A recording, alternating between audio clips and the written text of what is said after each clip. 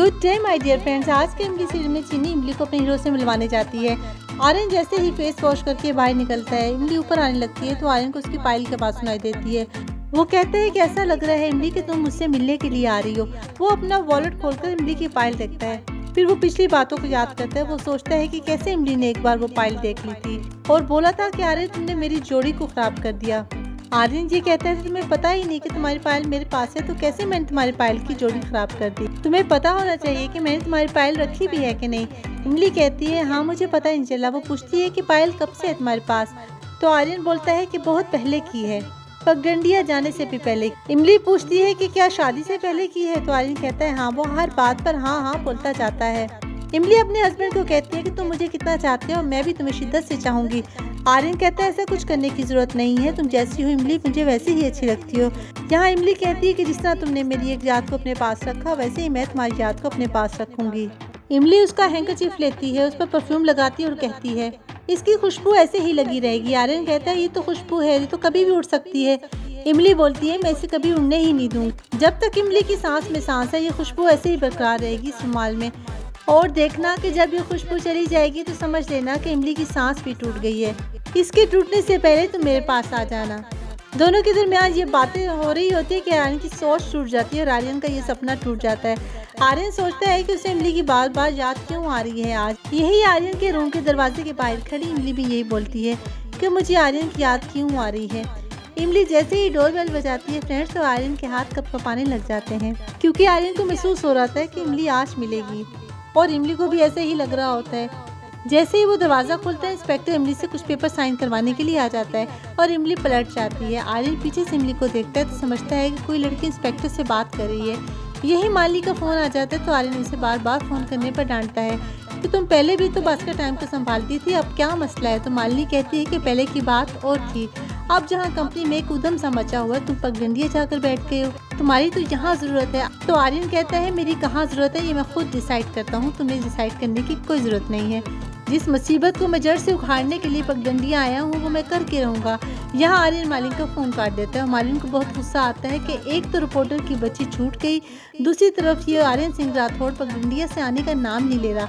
अनु से कहती है कि मालिनी तुम किस हक से उसे रोकती हो, इसलिए तो मैं कहती हूँ कि तुम उससे शादी कर लो। मालिनी बोलती है कि किसी आदमी को रोकने के लिए उसे शादी करना ज़रूरी नहीं। जब मैं इमली और आर्यन को अलहदा कर सकती हूँ, अपनी बेटी को दूर कर सकती हूँ, दोनों को दूर करने के लिए इतने में मैं कुछ भी कर सकती हूँ। वहीं चीनी फ़ोन करते हुए आर्यन से मिलने के लिए जाने लगती है तो इमली से रोक देती है कि किसी को इस तरह डिस्टर्ब करना सही नहीं। वो इंस्पेक्टर के पेपर्स पर साइन करके चीनी के हीरो से मिलने के लिए चली जाती है। आर्यन तो वहाँ से जा चुका होता है। चीनी कहती है कि वो कब जाएगा और कब आएगा वो खुद डिसाइड करता है। इमली कहती है चलो कोई बात नहीं, सीता मैया को थैंक्स करके आते हैं। मंदिर में कदम रखते ही फ्रेंड्स उसे 5 साल पहले का टाइम याद आ जाता है, जब वो छोटी सी चीनी को लेकर मंदिर के अंदर आने लगी थी तो गांव वालों ने कहा था कि गुनाह की पटरी अंदर नहीं जा सकती क्योंकि चप्पल और जूते बाहर ही रहते हैं, इसे बाहर रखो। वो परेशान हो जाती है, उसकी आंख में आंसू आ जाते हैं। चीनी इमली को कहती है कि तुम जब भी मंदिर जाती हो तुम्हारी आंखों में आंसू आ जाते हैं, तुम पिछली बातें क्यों सोचती हो इमली। वो उसे ज़बरदस्ती अंदर ले जाने लगती है तो सब गांव वाले उसे रोकने के लिए आ जाते हैं। क्या हमने तुम्हें मना किया था कि अंदर नहीं जाना, तो इस लड़की को अंदर क्यों लेकर जा रही हो। इमली फिर अंदर जाना चाहती है तो एक आदमी उसे धक्का देकर गिरा देता है और चीनी को यही गुस्सा आ जाता है। वो कहती है कि तुम्हारी हिम्मत कैसी हुई मेरी इमली को धक्का मारने की, आज तो मैं इमली की बेस्ट फ्रेंड से मिलकर ही जाऊंगी, तुम लोगों में से कोई भी मुझे नहीं रोक सकता। इमली चीनी को बहुत मना करती है कि रहने दो, तुम्हें चोट लग जाएगी। यहीं पर चीनी कहती है नहीं आज तो मैं उससे मिलकर ही जाऊंगी। यही आर्यन फ्रेंड्स प्रेस क्लब में जाता है जहां वो रिपोर्टर काम करती है, जाकर एडिटर को धमकाता है। वो एडिटर से उस रिपोर्टर का नाम और पता पूछता है जिसने झूठी खबर का प्रोपेगेंडा किया है कि वो गांव की लड़की बेकसूर है, लेकिन एडिटर नहीं देता कि ये कॉन्फिडेंशियल है, हम आपको उसका नाम और पता नहीं दे सकते। तो आर्यन कहते हैं एक तो उसने मुझ पर फ़ोन पर इतनी बदतमीजी से बात की, दूसरा आप उसे छुपा रहे हैं। एडिटर उससे कहता है कि आपको गलत फहमी हुई है, किसी लेडी ने आपसे फ़ोन पर बात नहीं की, वो कुछ कहने लगता है तो आर्यन उसकी बात नहीं सुनता। आर्यन एडिटर को धमकाता है, कहता है कि मैं पूरे गांव को बर्बाद कर दूंगा, अगर तुम मुझे उसका नाम और पता नहीं दे रहे तो उस लड़की को यहीं बुलाओ, मैं उससे बात करना चाहता हूँ। यही फ्रेंड्स लोग कहते हैं कि इमली और इस लड़की को बाहर निकालो मंदिर से, नहीं तो हम धक्के मारकर खुद इन्हें बाहर निकाल देंगे। तो चीनी कहती है मैं तो सीता माँ से मिलकर ही जाऊंगी, अगर रोक सकते हो तो रोक लो। लोग पहले इमली को बाहर निकालना चाहते हैं, फिर चीनी को। तो चीनी कहती है रुको, इमली को हाथ न लगाना, मुझे तुम लोगों से बात करनी है। इमली से मना करती है लेकिन चीनी नहीं मानती। वो अपने प्यार भरे स्टाइल से फ्रेंड्स कहती है रुको, मुझे अपनी मौसी से बात करनी है। यही गांव वाले रुक जाते हैं और कहते हैं मौसी से, ठीक है तुम अपना फ़ोन मिलाओ। आर्यन रिटिया को धमकाता है, कहता है कि मैं पूरे गांव को बर्बाद कर दूंगा। अगर तुम मुझे उसका नाम और पता नहीं दे रहे तो उस लड़की को यहीं बुलाओ, मैं उससे बात करना चाहता हूँ।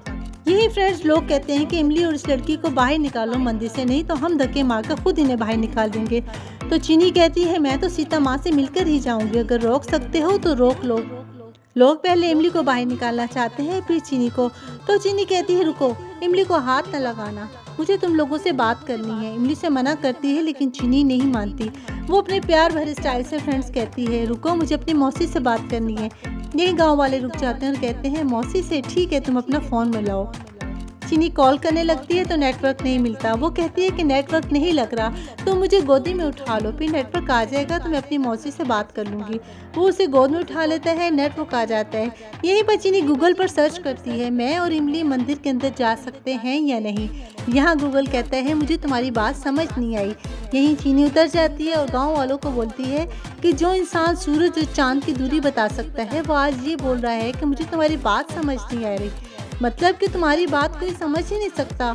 वो गांव वालों को शर्मिंदा करती है और कहती है कि आज मैं सीता मैया से मिलकर ही जाऊंगी। यहीं पर फ्रेंड्स एपिसोड खत्म हो जाती है। कल के इमली सीरियल में फ्रेंड्स आर्यन और इमली आमने सामने आ जाते हैं। आर्यन इमली से कहता है कि आज वो माफ़ीनामे पर सिग्नेचर तुमसे करवा कर ही जाएगा। इमली बोलती है हमने कोई गलती नहीं की। आर्यन कहता है कि तुम मेरी फायर से जल जाओगी इमली। यहाँ पर इमली बोलती है कि तुम सीता मैया की भक्तन को आंखें दिखाते हो, मैं किसी से नहीं डरती, तुम मेरी फायर को नहीं जानते आर्यन। यहाँ दोनों की फ्रेंड्स नोकझोंक शुरू हो जाती है। अब क्या होगा ये देखना बहुत ही ज़्यादा इंटरेस्टिंग होने वाला है। अगर आपका वीडियो पसंद आए तो लाइक कर दें, मेरे चैनल को सब्सक्राइब भी कर दें ताकि इमली सीरियल से रिलेटेड और अपडेट्स आपको मिलती रहे। Thank you so much, take good care of yourself, good bye.